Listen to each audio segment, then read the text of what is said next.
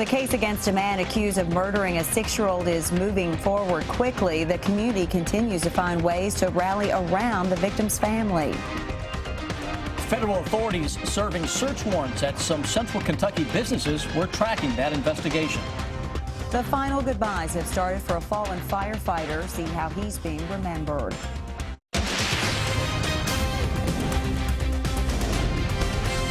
This is WKYT News at 6.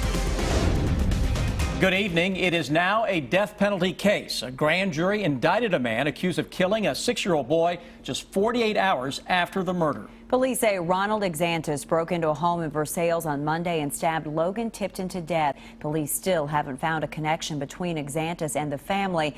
As WKYT's Hillary Thornton shows us, as the case moves forward, the community is doing what it can to support the Tiptons. It's our top story at 6. What happened in the small town of Versailles earlier this week left many broken hearts. The man police say is responsible, Ronald Exantis, now indicted on capital murder, burglary, 2 counts of second-degree assault for injuring 2 of little Logan's siblings, and a 4th-degree assault charge for injuring Logan's dad. It's taking that little bit of innocence away from this small town. This all happening as we approach a time typically filled with joy for children and their families. There's no words that can describe this, and children to have to try to understand, how can I be happy, and where's my little brother? I mean, they need, Santa is going to be the best thing that can cheer those children up. In my eyes, that's what would cheer me up if I was a little kid. That is why a group of moms is making sure Santa has plenty of gifts to deliver to the Tiptons. A little boy that's 4 who loves, anything a little 4-year-old little boy. Paw Patrol and superheroes. Action heroes, superheroes. Yes. Then they have a 9-year-old, a 7-year-old, and an 11-year-old. They're girly girls from the sounds of it. The group will be collecting gifts until December 19th, and then we are told Santa himself will be making the special delivery to the Tipton family. It's Christmas time, and children need love. They need to know that there's people out there that love and care, and we want to help them. We don't want the parents to have to worry about Christmas. They have so much just to nurture their children. In Woodford County, Hillary Thornton, WKYT.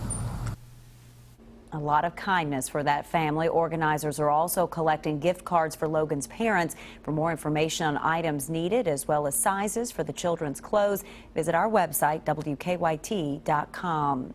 We are tracking a developing story tonight out of Clay County. State police have been called to the scene of a double murder just outside of Manchester. Police say a man and woman were found dead outside a home and they died from a shooting. No one is in custody. The identities of the victims have not been released. Authorities from the IRS, the FBI, and USDA searched several central Kentucky businesses today. And while officials confirm they served search warrants, they have not said what they were looking for. Our Victor Puente went to Mount Sterling to track the activity. He shows us what he found. The unmarked federal vehicles pulled into the parking lots of 3 different businesses earlier this morning. We were just over here working just like any day, and 30 cars rolled up. They was in undercover cars, just everyday street cars. An IRS spokesperson confirmed they had agents working with the FBI and the U.S. Department of Agriculture to serve search warrants at several different locations. That included the new Clay Tobacco Warehouse, the old Clay Tobacco Warehouse, and Agwood Lumber. According to court records, all 3 of those businesses are owned by the same man. I went to his home to see if he wanted to talk about the raids. I was told he wasn't there and that he had no interest in speaking about them. Word of the raids began to spread across Mount Sterling. I'd heard rumors they'd been at the insurance company and stuff too. He's talking about the Ohio Valley Insurance offices on US 60. Agents there had stacked boxes inside the building, but wouldn't comment on what they were doing. A woman there screamed at me to get off the property. Deed records show the person who owns that insurance agency is not the same man that owns the other businesses that were searched. There at the end, they kind of come out with about 4 white boxes and shook hands and left, and that was about all we know. A spokesperson for the U.S. Attorney's Office said it was part of an ongoing investigation, but wouldn't comment further. In Montgomery County, Victor Puente, WKYT.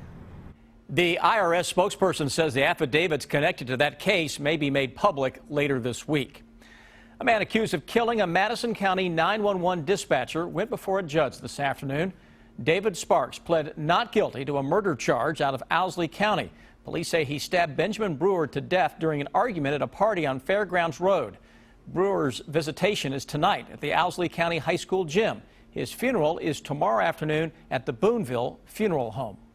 A suspect in a Lexington murder has been captured in Ohio. U.S. Marshals arrested DeMarcus Harris near Columbus yesterday. Harris is charged with murder and robbery in the 2014 death of Darnell Bates. Police say Harris, Charles Patton, and Caitlin Conway broke into Bates' home on Addy Street and shot him when he tried to fight back. Patton and Conway were arrested in July. Harris will have to be brought back to Kentucky. A woman convicted of murder nearly 30 years ago will try to get parole later this month. Karen Brown will go before the state parole board on December 15th. Brown and her former lover, Elizabeth Turpin, were found guilty in the murder of Elizabeth's husband, Michael, in Lexington in 1986. The parole board denied Brown parole in 2011, saying she needed to serve at least 5 more years. Family and friends have started saying goodbye to a fallen firefighter. 30-year-old Zach Clevenger died after fighting a fire late Friday night. His visitation started about an hour ago in Montgomery County. WKYT's Sean Moody is live there. He shows us how Clevenger is being remembered. Sean? Hey there, Sam and Amber. People have been coming and going for a little while now. The public portion of his visitation started around 5 o'clock. There was also a procession carrying his body from a funeral home in Badeville to here in Mount Sterling for this visitation, and firefighters expect to see a whole lot of people out here tonight. Fellow firefighters say Captain Zach Clevenger was born to be a firefighter. As they say, it's in his blood. They say he'd been around fire stations with his dad ever since he was a kid. I've seen pictures of him playing with the toy firefighter hat and the toy fire truck. It's been kind of an up and down few days for the firefighters who've been there alongside him. We're laughing, cutting up, telling the stories about Zach, and then we're huddled up together, crying, trying to get through this. Captain Jeff Jackson worked with Zach for several years. Now he and firefighters from all around are saying goodbye. I would expect a good turnout. Most people want to come out and give their honors. Because it's just the moment they want to be able to remember and cherish. They might not know Zach personally, but when they leave here, they will probably hear a story or two about who he was and what he did. As the brothers and sisters of the fire department come to Living Water Church tonight, they hope to share fond memories and send a message to Zach's family. We will always be there from tomorrow to next week to next month, next year. We will be there for them. We'll be there for his parents, his wife, his child. This visitation will go on until 9 o'clock tonight. Captain Clevenger's funeral is set for 10 o'clock tomorrow morning. Live in Montgomery County, Sean Moody, WKYT. And instead of sending flowers, Zach's family has asked that people donate money to their local fire departments for training in honor of Chase. Chase is what his immediate family called him. A fire truck involved in a deadly accident will be repaired and put back into service. The ladder truck for the Campbellsville Fire Department was severely damaged when it came into contact with live wires during an Ice Bucket Challenge event in August of 2014. Firefighter Tony Grider died in that accident. Another firefighter was injured. The Central Kentucky News Journal reports the City Council voted to repair the damaged truck. The paper says it will cost $154,000. Insurance is expected to cover most of those costs. A change of leadership at a Lexington high school. At his request, citing personal reasons, Henry Clay High School Principal Greg Quinnen is leaving his position at the beginning of the year. Quinnen will move to a position at Winburn Middle School. John Nocta will serve as acting principal at Henry Clay for the second semester. We are just weeks away from Christmas, but it is not going to feel like it outside the next couple of days. WKYT Chief Meteorologist Chris Bailey is here now with an unseasonable forecast. You know, this kind of feels more like what you would expect, maybe early fall around here or springtime even. Temperatures today into the 50s, even with clouds out there. Late this evening, we're only dropping it, or early this evening, only dropping it to 50. Into parts of central and eastern Kentucky. A little bit of cloud cover out there, too. We've had rain into parts of southeastern Kentucky. I even spotted a little lightning showing up on Defender into southeastern Kentucky around Pikeville earlier. Look out across the Plain States, though. That's almost a springtime view with warmer air that is surging in, not only for the plains, but what is out there is going to work its way into the Bluegrass State as we go into our weekend. So we've got a wild ride ahead of us. I'm talking about record highs, winds that may be better than 40 miles per hour, thunder, lightning, and a temperature crash. We will put a little bow on all that, guys, when I come back with the 7-day forecast here in just a few minutes. Chris, thank you. If you are headed to Rupp for tonight's UK game, getting to your seat might take a little longer. And that's because starting tonight, UK will put fans through extra security screenings. Those changes have been made have been in the works for a while, but UK sped them up due to recent terror attacks. WKYT's Monique Blair is live tonight at Rupp to show us how it's going so far. Monique? Well, Sam and Amber, the gates opened here at Rupp Arena about a half an hour ago, and although there is a steady stream of people moving inside right now, things inside really seem to be moving fairly smoothly as fans are experiencing the new security measures. But our goal is to be as safe as possible so that everyone can have as good a time as possible. From now on, fans will experience enhanced security precautions at Rupp Arena, beginning with Wednesday night's game. I realize there's a lot of focus, as there should be in the world, about safety, globally and otherwise.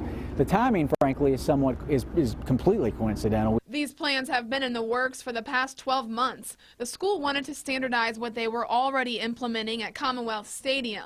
UK Police Chief Joe Monroe told us last week that although these plans have been in the works for about a year, they were expedited due to recent events overseas. We hope it puts an even greater spotlight on the need for safety, security, and well-being, and underscores the importance of it. Some of the major changes you'll see is there is now a new list of more than a dozen banned items, such as selfie sticks, signs bigger than 2 feet by 2 feet, and bags bigger than 16 inches by 16 inches. If you're wearing a coat, you're going to have to probably be prepared to open that up and have someone with one of our security officials with a handheld metal detector, what we call a wand you through. Now, I did talk to many people who were waiting in line inside, and many people, for the most part, tell me they really don't have a problem waiting in line a few minutes longer if it means they are safe. Reporting live in Lexington, Monique Blair, WKYT. Thank you, Monique. And you can find a complete list of all the new security measures on our website at WKYT.com. Well, there is a game down there. The Cats hoping to rebound after that tough loss to UCLA. They could face a test from tonight's opponent. WKYT's Rob Bromley's live for us courtside at Rupp with a preview. Hello, Rob. Hello from the floor here in Rupp Arena. Kentucky and EKU getting ready to go at it. EKU, a team that has shown that it can put a lot of points up on the board. And John Calipari and his team still trying to figure things out after their loss out at UCLA. They shot only 38% in that game. They were out-rebounded by the Bruins by 1. Cal expects Eastern will give his team a test. Now we're playing a team in Eastern Kentucky who should be 9-0. Scoring in bunches, shooting 45% from the 3. Athletes at all the positions. They scramble the defense. They press. They trap. You know, on different opportunities. They switch a lot. Which means you have to try to take advantage of stuff. And they're a good team. Well, Eastern has played well, a 7-2 record coming in here tonight. 7 o'clock tip-off. The game is on ESPN2. And coming up shortly in sports, we'll hear from EKU coach Dan McHale, who talks about what his team should not do here tonight. For now, that's it from here on the floor of Rupp Arena. Amber, Sam, back to you. Rob, thank you. The Cats are home this weekend. They'll play Arizona State Saturday afternoon in Rupp. It is the final push for donations, how you can help firefighters make Christmas a little merrier for Lexington children.